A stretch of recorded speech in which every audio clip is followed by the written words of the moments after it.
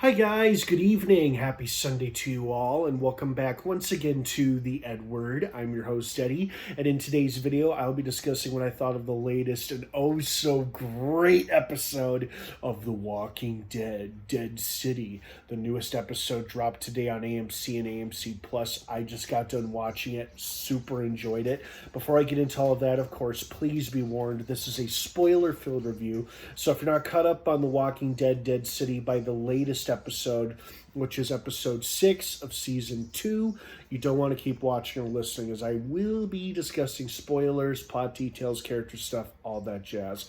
That being said, you have been warned. Let's dive right back into it.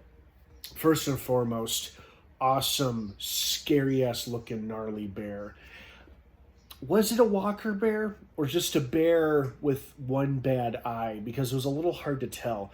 I imagine it escaped and came from the old Central Park Zoo, which is where they were close to, which would explain why and how a bear would be in New York. So I'm assuming it escaped from the zoo. It's survived by eating people and eating walkers this whole time. Was it a walker bear or was it just a scary ravenous bear? It was a little hard to tell, but regardless if it was a normal bear or a walker bear, great, exciting sequence between it and Maggie. Very, very cool. I liked how she tried to use the gladiator walkers to try to fend it off, even though they didn't really stand a chance, even despite being in that armor. Still, very exciting, cool sequence. I also liked the turning point between Negan and Croat's relationship, how they get into a brief fight, but then Negan calms things down by saying, dude, I freed you, I set you free, you were under her thumb the whole time and now you're free from her. And he's like, I made you everything that you are, I made you. And Croat seemed to acknowledge and respect that, and even respected Negan's demand of him getting lost. I don't think he's going to go very far. I doubt Croat will give up that easily, but he's made Croat leave, and now he has seemingly taken control, although he still doesn't quite seem on board or convinced himself yet. I liked this episode. Everything made sense to me except a few things. I'm not sure what Herschel was doing when he slit that walker's throat, collected its blood. Was he going to pour it in the water source that Bruegel and his people drink out of? Is that what he was doing before Maggie caught him, or caught him before he could do it? Because Maggie made it sound like the Dama had gotten him, convinced him to poison the New Babylon people, even though Bruegel and his people aren't New Babylon. They were going to betray and double-cross Negan and the Croats, so maybe that's why Herschel did it. That was a little unclear to me.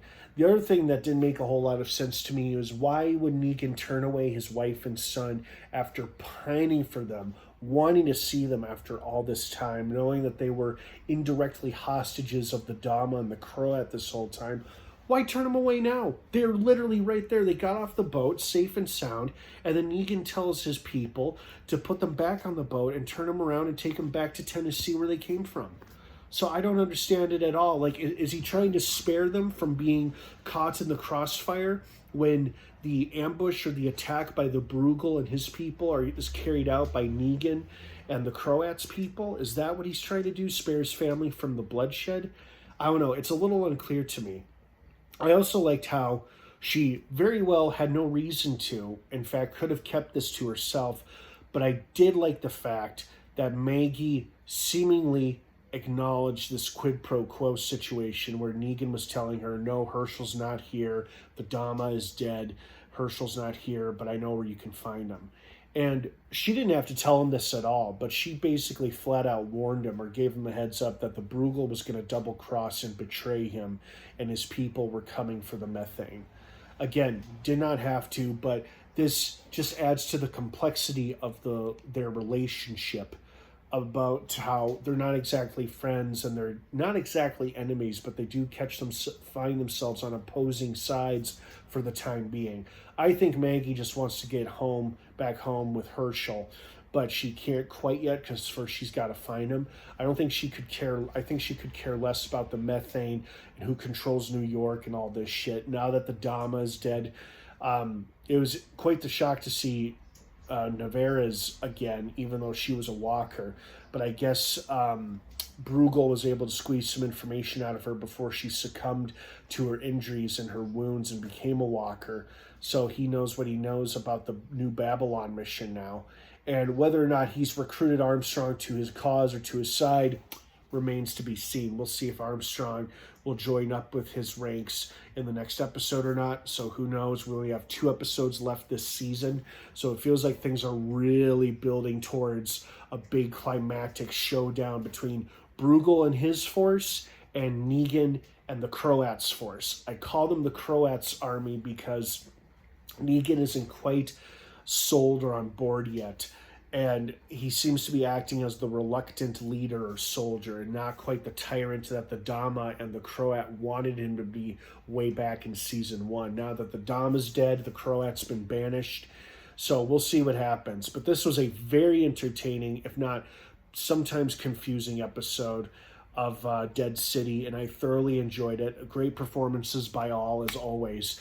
The potentially undead bear or just the ravenous scary bear was a very cool addition, and that was an exciting action-packed sequence. And Lauren Cohan did a great job as a first-time director. I noticed during the credits she directed this episode, so hats off to you, Miss Cohan, for giving us a solid episode of Dead City. Well done to her and everybody involved. But I think this was her first time directing anything, let alone anything in the Walking Dead franchise, and she did a solid job, I felt like, so good for her. Well, guys, thank you so much for joining me. I hope you enjoyed this episode of Dead City as much as I did. What did you guys think of it? I'd love to hear your thoughts down below in the comments section. Have a wonderful rest of your night. The Walking Dead Dead City has 2 more episodes to go this season. They drop new episodes every Sunday on AMC and AMC Plus. Have a great rest of your night, everyone. Thanks for watching. And, of course, until next time, may the Force be with you.